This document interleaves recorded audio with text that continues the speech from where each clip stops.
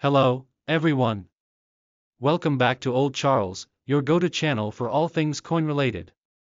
In today's video, we're diving into a fascinating piece of Australian numismatic history, the Australia 10-cent coin from 1972. Let's explore its value, history, and what makes this coin so unique. First things first, let's take a look at the 10-cent coin itself. The 1972 version of this coin is part of the Australian decimal currency system, which replaced the pre-decimal pounds, shillings, and pence in 1966. The 10-cent coin was introduced as part of that currency overhaul, designed to represent a tenth of an Australian dollar. Now, let's go back in time. The year 1972 was a significant one for Australia. It was a year of cultural change, political upheaval, and growth. Australia was entering a new phase in its post-war history, and the 10-cent coin played a part in that transition. The design of the coin itself is simple yet meaningful. The reverse side of the 1972 coin features a depiction of a lyrebird, an iconic Australian bird known for its elaborate tail feathers and impressive mimicry abilities. It's a fitting symbol of the Australian landscape and wildlife. Designed by Stuart Devlin, a renowned British-Australian artist, the lyrebird was chosen for its national significance. Its curved tail feathers and vibrant, almost musical patterns represent Australia's unique fauna.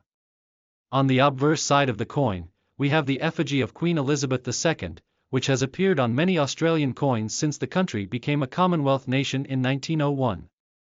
Now, let's talk about the value of the 1972 10-cent coin. In terms of face value, it is just 10 cents, of course. But when it comes to collectors, the value can vary depending on the coin's condition and rarity.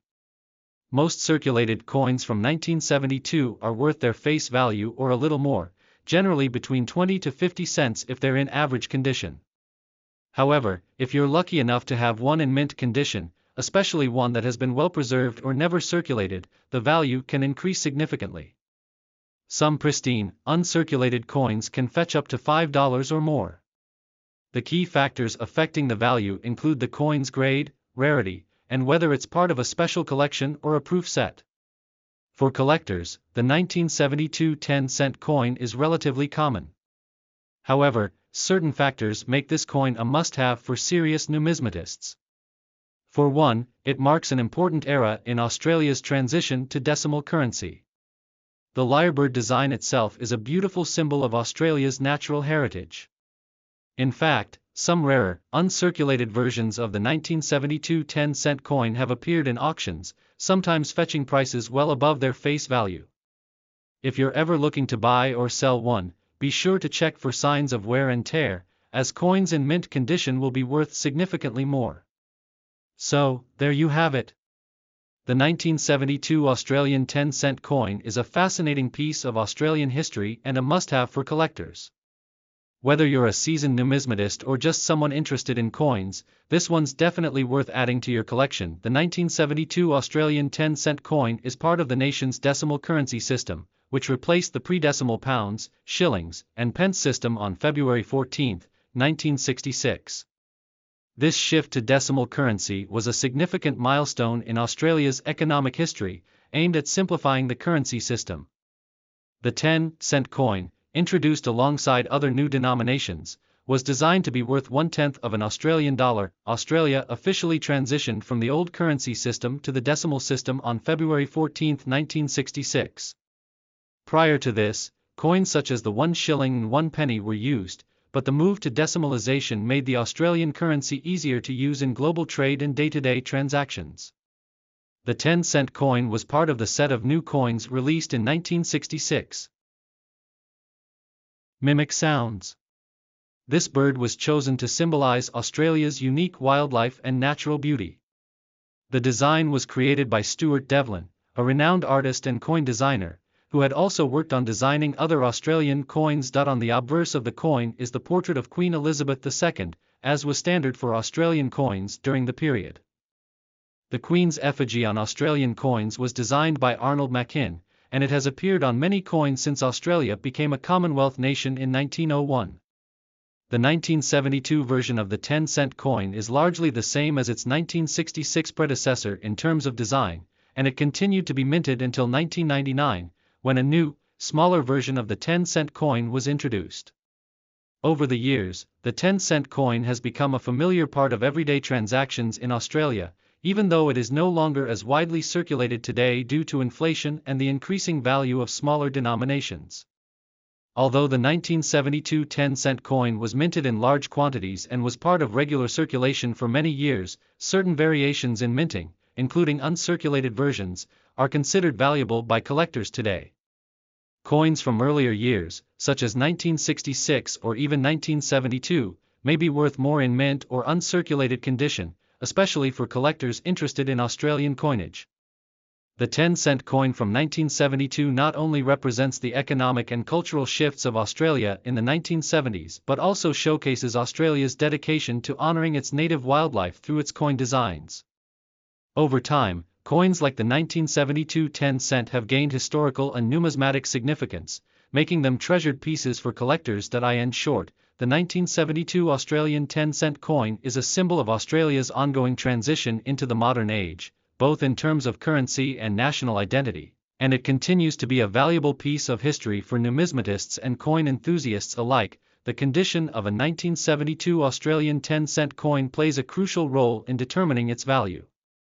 In numismatics, coin condition is assessed using a grading system, and coins that are in better condition generally fetch higher prices. Here's how the condition of a 1972 10-cent coin can affect its value. The condition of a coin is graded based on its appearance, wear, and clarity of design. Coins are usually graded on a scale from poor, P, to mint state, MS. Some of the common grades include: coins in this condition show significant wear and loss of detail but still retain some recognizable features. Coins in this grade are often heavily circulated and are generally worth close to their face value. Coins in these grades show less wear than coins in good or very good condition, but some design details may still be slightly worn. They are still recognizable but may have some signs of handling. These coins may be worth slightly more than face value but generally remain affordable. Coins in this condition show minimal wear, with only slight signs of circulation. Most of the design elements and fine details are still visible. These coins may be worth more than their face value, often around $1 to $2, depending on the market demand. These coins are as close to new as possible, showing little or no signs of circulation. They might have been kept in pristine condition, either from a proof set or simply stored away carefully after being minted. Coins in mint condition can be worth several dollars or more, with the value increasing significantly if the coin is graded MS65 or higher. Coins that have been heavily circulated will show signs of wear, including flattened areas, faded or indistinct features, and loss of detail. These coins are often graded in the good to fine range and are typically worth little more than their face value. Any physical damage, such as scratches, dents, or bends, will lower the coin's grade. Coins with such imperfections will be valued lower, such as in protective sleeves or coin albums, are more likely to maintain a high grade. Coins in mint sets or original packaging tend to remain in better condition and can be more valuable. A 1972 10-cent coin that is in circulated condition will typically be worth its face value or slightly more. Depending on the level of wear and the current demand for coins of this era, its value can range from about 20 to 50 cents. For uncirculated coins, the value increases significantly, often ranging from $3 to $5 for coins in excellent mint state, MS65 or higher.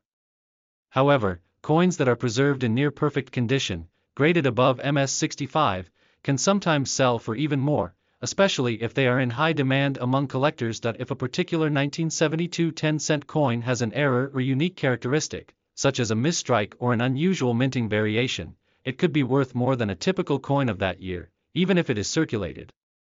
Look closely at the coin in bright light. If the design features, like the lyrebird and Queen Elizabeth's portrait, are clear and sharp with little wear, the coin is likely in higher condition. If the coin has worn down to the point where these details are hard to make out, it is probably in a lower grade. Using a magnifying glass or coin loupe will help you examine fine details, especially in the areas of the design where wear tends to show up first. For coins in high condition or those that might be valuable, it's worth considering having the coin professionally graded by a reputable service like PCGS, Professional Coin Grading Service, or NGC, Numismatic Guarantee Corporation. A coin with a certified grade can fetch higher prices and will be easier to sell to collectors. In conclusion, the condition of a 1972 Australian 10-cent coin significantly impacts its value. Coins that are in better condition, particularly those that are uncirculated, are worth more and are highly sought after by collectors. If you have one in mint condition, you may be sitting on a valuable piece of Australian history.